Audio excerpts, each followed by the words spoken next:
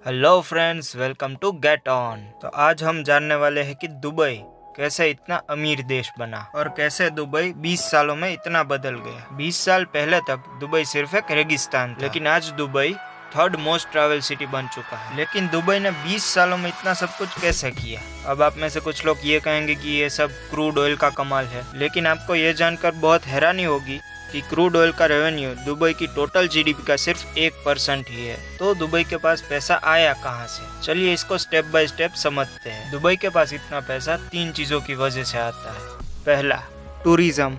UAE के prime minister Sheikh Mohammad बिन राशिद अल Maktoum ये काफी इंस्पिरेशनल लीडर है, काफी दूर की सोच रखते हैं। इन्होंने क्या किया कि दुबई की इकोनॉमी को ऑयल बेस्ड इकोनॉमी से पूरी तरह से शिफ्ट करके टूरिज्म बेस्ड इकोनॉमी बना दिया। दुबई में टूरिस्ट को अट्रैक्ट करने के लिए बहुत सारी चीजें हैं। पहले हम बात करते हैं बुर्ज अल अरब की, जो कि दुनिया का सबसे बड़ा and the only 7 star hotel है।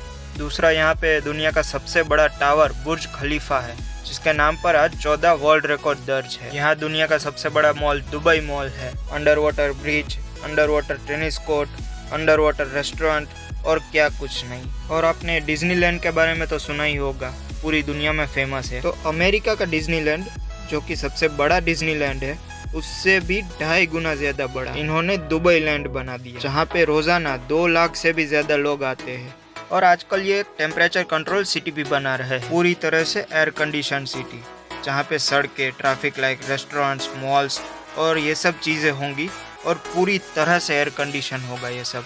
टूरिस्ट को अट्रैक्ट करने के लिए दुबई ने इतना सब कुछ खड़ा कर दिया है और इसकी वजह से हर साल करीब 15 से 16 मिलियन लोग दुबई घूमने के लिए जाते हैं। और इसकी वजह से दुबई की जीडीपी का 20% पैसा तो टूरिज्म से ही आता है। दूसरा है रियल एस्टेट्स। दुबई की सरकार रियल एस्टेट से भी काफ़ी पैसा कमाती है।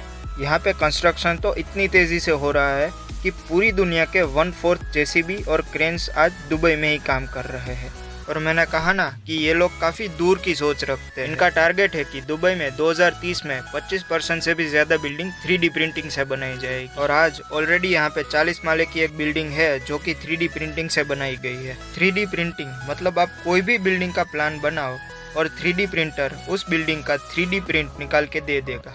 सुनने में काफ़ी फ्यूचरिस्टिक लग रहा है, राइट? लेकिन ये सच है। 3D प्रिंटिंग आजकल बहुत ज़्यादा डिमांड में हो गई है। और दुबई का सबसे बड़ा इनोवेटिव आइडिया रियल एस्टेट से पैसा कमाने का मुझे ये लगा कि देखिए, दुबई छोटा सा है, इनके पास लैंड की कमी है, तो इन्होंने क्या किया कि समुद्र के ऊपर मैन मेड टापू बना दिए, पाम जुमेराह। अब अगर किसी को आइलैंड बनाना हो तो वो गोल आइलैंड बनाएगा ना, ऐसा क्यों बनाएगा?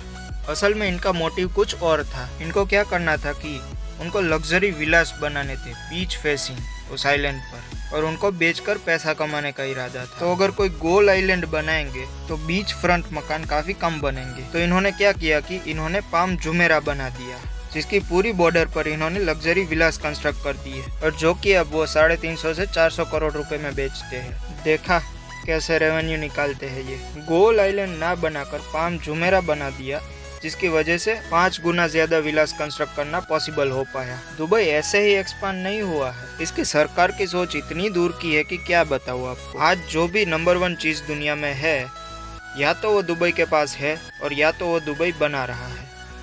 तीसरा है फाइन। यहाँ की सरकार ने इनकम टैक्स बिल्कुल 0 कर दिया है। इसका मतलब आप यहाँ पे जो भी कुछ कमाओगे वो सब कुछ पूरा का पूरा आपका, आपको उसके ऊपर कोई टैक्स नहीं भरना होता। और ये चीज़ कई टैलेंट्स और स्टार्टअप्स को अपनी ओर अट्रैक्ट करती है। लेकिन ये बिना इनकम टैक्स लिए भी इतना कैसे कमा लेता है? तो दुबई की सरकार ने इसका एक नया रास्ता निकाला है। ये लोग आपके ऊपर फाइन लगा के कमा लेते हैं। अगर आपने दुबई में कुछ रूल तोड़ा, मान लो रेड लाइट जंप कर दी, तो आपके अकाउंट से 200 दिरहम यूं ही कट जाएंगे। और अगर आपकी कार साफ नहीं है तो भी आपको फाइन लगेगा। और ये छोटी छोटी चीजों में इन्होंने इतना फाइन लगा दिया है कि यहाँ के लोग एकदम सीधे हो गए। वो लोग कोई भी रूल तोड़ने से पहले 100 बार सोचते हैं। और अगर यहाँ पे किसी ने कोई बड़ा क्राइम कर लिया तो उसका वो हाल होगा कि आप सोच भी नहीं सकते। और इन्हीं सब स्ट्रिक्ट रूल्स की वजह से दुबई आज दुनिया का 7th मोस्ट सेफेस्ट सिटी बन चुका है। और दुबई का थोड़ा बहुत रेवेन्यू इसके एयरपोर्ट से भी आता है। और आज दुनिया के हर बड़े देश से 5 घंटे के गैप पर इनकी एक फ्लाइट होती है। और इनकी एयरलाइन की सर्विस भी जबरदस्त है। दुबई ने अपनी इकोनॉमी को ट्रेड बेस्ड इकोनॉमी भी बना दिया है। और इन्हीं सब चीजों की वजह से 20 साल पहले का ये दुबई आज कुछ ऐसा दिख रहा है। और ये सब बातें सुन के आपको दुबई जाने का मन हुआ कि नहीं, मुझे कमेंट सेक्शन में ज़रूर बताना। और अगर आपको ये वीडियो पसंद आया तो प्लीज़ लाइक कर दीजिए, शेयर कर दीजिए और सब्सक्राइब करना बिल्कुल मत भूलना। और बेल आइकन भी दबा दीजिए ताकि आपको आने वाले वीडियोस के नोटिफिकेशन मिलते रहे। तब तक के लिए बाय बाय।